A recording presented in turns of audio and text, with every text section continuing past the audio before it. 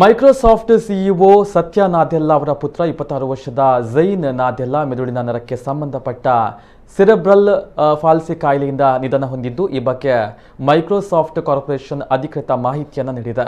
2014ರಲ್ಲಿ Microsoft CEO ಆಗಿ ನೇಮಕರಾದ ಸಂದರ್ಭದಿಂದಲೂ ಸತ್ಯ ನಾದೆಲ್ಲಾ ಅವರು ಕಂಪನಿಯ ವಿಶೇಷ ಚೇತನರ ಬಳಕೆಗೆ ಹೆಚ್ಚು ಅನುಕೂಲವಾಗುವಂತೆ ಉತ್ಪನ್ನಗಳ ವಿನ್ಯಾಸಗೊಳಿಸಿರುವುದಕ್ಕೆ ಒತ್ತನ್ನು ನೀಡಿದರು.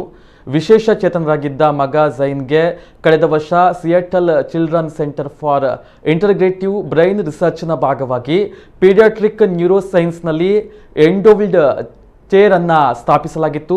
ಆದರೆ ಈಗ ಕೇವಲ 26 ವರ್ಷಕ್ಕೆ ಮಗನನ್ನು ಕಳೆದುಕೊಂಡ ಮೈಕ್ರೋಸಾಫ್ಟ್ ಸಿಇಒ ನಾದೆಲ್ಲಾ ಕುಟುಂಬ ದುಃಖದ ಮಡುವಲ್ಲಿ ಮುಳುಗಿದೆ.